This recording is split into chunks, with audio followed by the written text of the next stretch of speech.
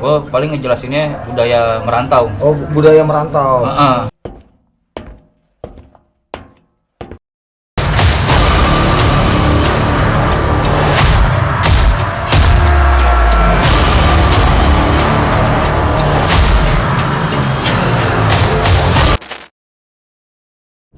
Sebelum mengikuti video kita berikutnya, jangan lupa lu subscribe, like, komen, dan share. Dan jangan lupa lu hidupin tombol loncengnya agar lu bisa mengikuti video-video kita berikutnya.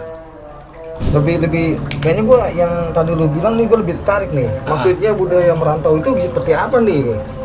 Jadi kalau istilah zaman nenek moyang dulu tuh, itu ada suatu tradisi di Minang nih.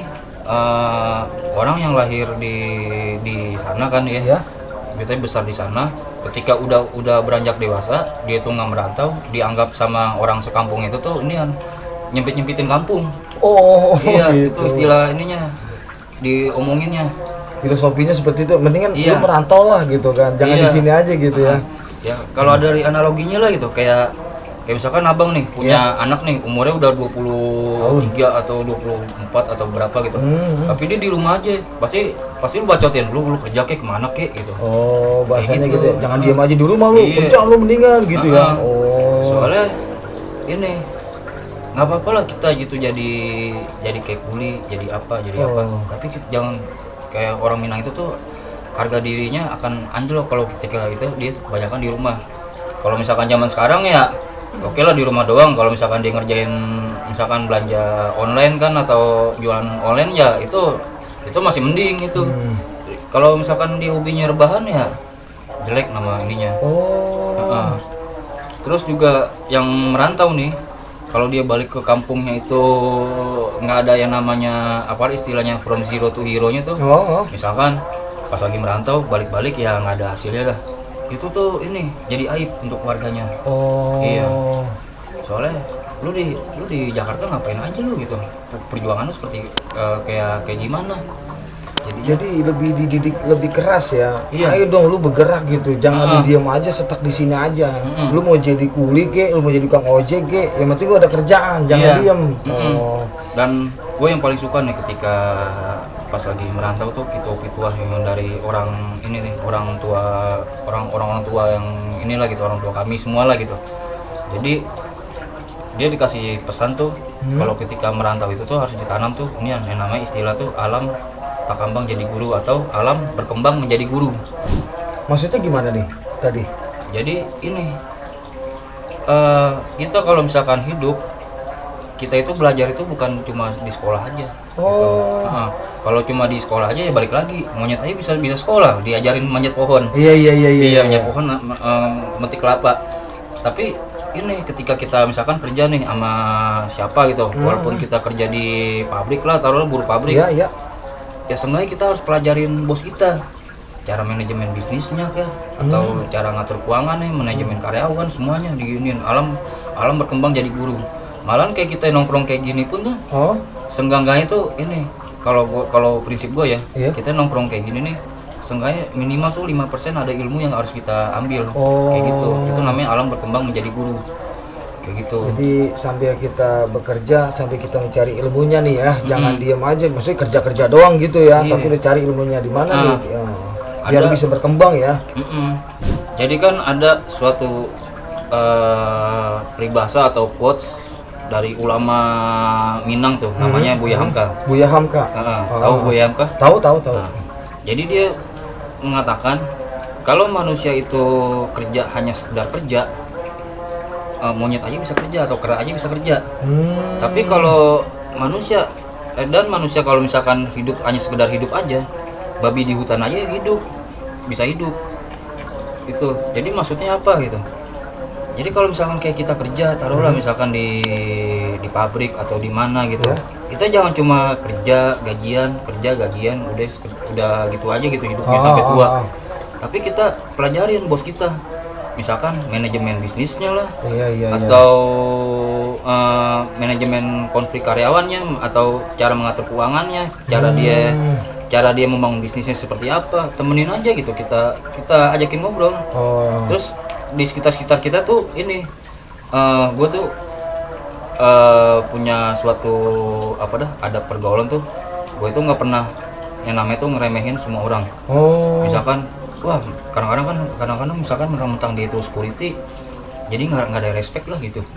Tapi gue mikir ini gue yakin dia bakal ada ilmunya tuh walaupun cuma 5%. Atau nggak timbal baliknya, suatu saat ketika dia itu berhasil, gue pasti bakal butuh bantuannya dia. Gitu. Jadi kawan-kawan, kita harus menghargai walaupun kerjaan itu security atau dia tukang sapu atau dia cleaning service, tetap kita hargai. Iya bener. Bukan begitu, Iya. Bang Jamil? Nah, makanya hargailah orang, jangan lihat atasnya aja tapi bawahnya kita lihat. Itu yang ditanamkan sama orang tua kami yang di Minang lah gitu. Kan ini nih, kami sebagai perantau, ketika di negeri orang itu harus menjunjung tinggi namanya adat istiadat. Soalnya kan adat istiadat Minang itu kan bersandi dengan syariat Islam. Jadi kita nih jalan hidup kita harus kudu lempeng-lempeng aja ya. Bahasa kita sholat ya sholat, ngaji ya ngaji, ya kerja ya kerja. Nah tetap masalah rumah tangganya atau kita udah punya istri, tetap kita harus tanggung jawab juga ya, bukan begitu? Benar itu. Jadi kita sama orang harus benar-benar pakai adab lah bahasanya ya. Jadi jangan kalau bahasa orang bilang jangan ngeloncong sama orang tua, sama yang lebih tua begitu ya. Walaupun anak kecil pun juga kita harus hargai, walaupun itu bocah kecil. Jadi kita harus perlu minta nasihat-nasihat juga ya, ya. Sama orang tua. Mau yang kecil, mau yang tua, mau yang muda. Buat pengalaman kita ya. Kayak gitu. Jadi sama juga ya, ada setiap daerah pasti punya adat istiadatnya ya. Utama juga kita harus menjaga keluarga juga nih, akan nama keluarganya, gitu kan. Mantap. Itu sangat luar biasa nih, Bang Jamil ya. Kesan-kesannya bener-bener sangat inspirasi, bermoral, dan harus ini pakai adab gitu ya. Kalau kita udah mengenai pakai adab, masya Allah, kita udah ulama yang kita jalankan memang pakai adab kan. Kalau udah adab pasti kita jalankan, insya Allah jalan lempeng-lempeng aja ya. Bang Jamil, ini selama adanya pandemi ini kurang lebih 2 tahun ya Bang Jamil. Kangen nggak nih ya kan kampung atau halaman selama pandemi ini? Ada nggak nih rasa keinginan pengen pulang gitu Bang Jamil? Wah, kalau bicara kangen pasti kangen banget lah gitu. Apalagi kan ada istilah kan, di mana bumi berpijak di situ kita dijinjing gitu. Jadi betul. ketika gue di rantau kan gue udah jatuh, bisa dibilang kan udah bisa meraup hasil yang ada di perantauan gitu. Betul. Jadinya ada sesekali gue pengen banget ke negeri Minang tuh untuk ini buat bersilaturahim sama keluarga itu, buat ceritain di Jakarta ngapain aja gitu gue bisa ngebanggain orang tua, bangkitin batang yang terendam tadi. Kayak gitu. Betul. Jadi ada suatu cerita ya sama orang tua ya kan, kangen-kangen sama saudara-saudara juga, satu rahmi biar kita nggak putus juga nih ya. Ya bukan main lah. Itu dengan apa yang Bang Jamil tadi katakan ini, saya jujur ya merasa malu dan merasa banyak belajar juga nih Bang Jamil nih. Masya Allah, sangat luar biasa banget. Kesan-kesannya ini bermoral, beradab, apalagi disiplin banget gitu kan, masalah tentang menjaga suatu perasaan orang lain itu yang sangat luar biasa. Terkadang mulut kita nih orang Jakarta suka gacor lah gitu ya.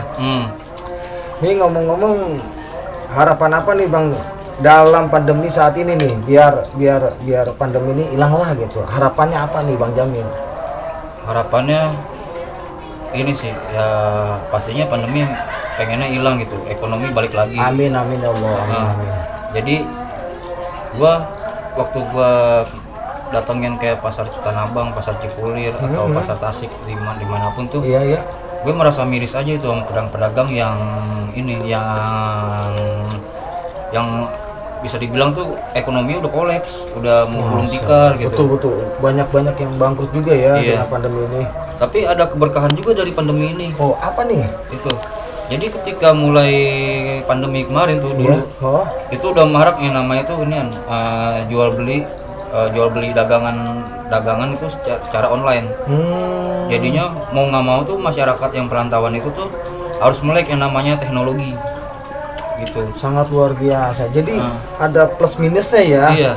Kalau menganggap pandemi itu penderitaan, itu kemungkinan besar itu akan menderita terus. Tapi kalau pandemi itu dianggap sesuatu keberkahan, insya Allah akan diganti sama yang lebih baik lagi. Malah gue dulu, ini kisah nyata ya. Iya, iya. Dulu waktu itu tuh, waktu pandemi, Ya. abang gue tuh di ini tuh pas lagi udah 5 bulan kerja kan, itu kerja di tempat yang di Kompas itu udah bagus kerjanya. Pas 5 bulan di PHK. Tapi setelah itu tuh dia ini bantuin nyokap gua dagang. Nyokap gua kan bikin masakan Padang kayak rendang gitu rendang online. Jadi dia dipasarin secara online. Malah penjualan terbesar yang rendang atau dendeng nyokap gua tuh malah paling besar itu di pandemi. Jadi dengan adanya pandemi ini usaha Bang Jamil ini lumayan berkembang juga ya dengan usaha online ini ya. Kalau gue nganggap itu sebagai keberkahan, kan ibaratnya kan di ayat Al-Isyra kan inna usri yusra, sesungguhnya di balik kesulitan itu akan ada kemudahan. Dan di balik kesulitan itu ada kemudahan. Itu 2 kali Allah bilang kayak gitu tuh. Masa kita meragukan Allah gitu. Ibaratnya pandemi betul. Anggap aja ini kita anggap aja di balik ini nih pasti akan ada kebaikan lagi, hikmah lagi, keberkahan lagi gitu. Ini. Bang Jamil, kita mau nanya nih tadi dari pembahasan masalah rendang nih ya. Oh iya. Nah, pasti ini daerah Minang ini rendang ini pasti ada ciri khasnya apa nih? Kalau dari sejarahnya dulu ya. Iya. Ada sejarahnya juga nih ya. Rendang itu kan ini itu ada suatu pengaruh dari waktu itu tuh pedagang-pedagang dari Gujarat India gitu. Dari India. Jadi makanya rendang itu tuh nggak jauh-jauh dari kan kalau orang India kan rempah-rempah yang gimana gitu. Oh iya benar, rempah-rempahnya itu ya. Itu pengaruh rendang dari situ tuh. Dari pedagang-pedagang India bercampur baur akhirnya jadi rendang. Itu. Jadi ada sangkut pautnya dengan India juga ya? Iya ada. Betul. Kan kalau zaman dulu kan ini yang banyak pedagang-pedagang dari Arab, dari India gitu. Jadi budaya Minang itu tuh ini nggak jauh-jauh dari budaya itu. Makanya bersandi dengan syariat Islam. Karena pengaruh budaya Arab. Betul. Kalau rendang balik lagi ke rendang kan dia dari perantau-perantau dari India banyak kan. Jadi sejarahnya rendang itu dari India juga, rempah-rempahnya diolah menjadi suatu rendang. Apalagi sekarang udah jadi khas banget ya seluruh Indonesia, apalagi Nusantara udah tahu semua nih khas Padang gitu kan. Iya. Bang Jamil, terus masalah yang tadi kita bilang ini nih, kawasan yang paling enak daerah mana nih? Biar kita tahu nih, kita juga belum tahu kan daerah Minang itu kayak gimana nih tempatnya, yang bagusnya di mana nih? Kalau dari fakta media ya gitu, berdasarkan media travel budget dari New York ya, itu ada daerah yang namanya Pariangan tuh dinobatkan desa terindah di dunia. Itu negeri Pariangan, Tanah Datar namanya. Tanah Datar. Nah, itu dekat kampung gue. Jaraknya jauh apa enggak nih? Enggak jauh. Cuma ya inilah cuma 15 menit lah kalau pakai motor gitu. Keindahan itunya ciri khas apa nih? Biar kawan-kawan tahu nih ciri khasnya pegunungannya atau yang indahnya di mana nih, Bang Jamil nih? Kebetulan itu daerahnya itu dekat ini Gunung Merapi. Itu. Aktif itu? Iya, gunung aktif. Jadi daerahnya agak dingin, makanya di desa gua juga tuh daerah dingin. Jadi kalau ini kan ada saking dinginnya itu tuh ada bule dari London itu waktu ke tempat saudara gua. Ini kan saudara gua kan tour guide gitu. Iya. Terus pas lagi ini sama anaknya diajakin jalan-jalan. Terus kata bapaknya pakai jaket lah gitu. Kalau pas itu kata orang London itu tuh enggak, di Inggris lebih dingin dari ini. Besoknya mencret. Mencret ya? Iya. Bukan ininya, bukan angin, bukan dinginnya itu loh, tapi angin ininya gitu. Kadang-kadang orang ngerantau kan gaya-gayaan ada juga tuh. Ini mah masih panas lah gitu. panas banget nih daerahnya, padahal wah kalau gua mah dinginnya udah ini tuh udah ngilu gitu. Kalau kata orang Betawi nyawa perdonso ya ini lebih dingin ya. Iya, makanya. Mencret itu. Iya, makanya kalau gua di situ tuh gua pasti pakai jaket sama sarung. Bang Jamil, ada nggak nih pesan-pesan buat generasi muda di kampung untuk merantau? Tolong dong nih pesan-pesannya apa nih buat anak-anak perantau yang masih muda-muda nih? Simple aja sih itu. Yang pertama, ketika merantau tuh inian jangan sampai tuh ada sedikit pun pikiran buat menyerah gitu. Soalnya kalau misalkan kalau menyerah itu bakal jadi aib ketika kita balik lagi ke kampung gitu. Sama jangan takut mencoba hal-hal baru yang di dunia perantauan. Karena orang yang mencoba ketika gagal itu tuh itu lebih baik daripada yang belum mencoba. Kalau yang mencoba itu kan 50-50 antara gagal dan berhasil. Betul. Tapi kalau orang yang nggak mau mencoba itu pasti gagal. Masya Gitu. Allah. Memang nggak nyoba gitu. Betul. Jadi tetap semangat ya. Iya, semangat lah gitu. Dan yang paling penting sih ini jangan pernah ibaratnya harus melibatkan Allah dalam segala hal. Masya Allah. Gitu.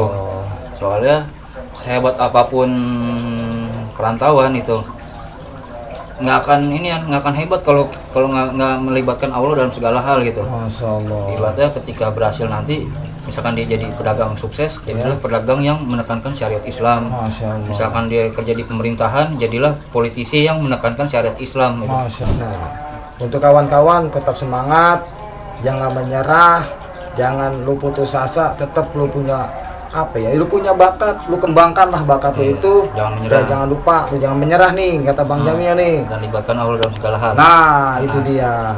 Tetap kita nomor satukan adalah Allah. Allah. Insya Allah kita akan berjalan lancar. Kita dikasih kemudahan, apalagi rezeki ya, bukan begitu Bang Jamil? Iya. Nah. Oke, video kita sampai di sini dulu. Semoga apa yang tadi kita bicarakan bisa bermanfaat untuk kalian-kalian di sana. Amin. Dan petiklah yang baik-baik, yang jelek-jelek dibuang. Salah adalah tempatnya gua, dan yang benar adalah milik Allah. Semua hanya Allah yang benar. Dan gua mohon pamit. Gua Imron. Gua Jamil. Assalamualaikum warahmatullahi wabarakatuh.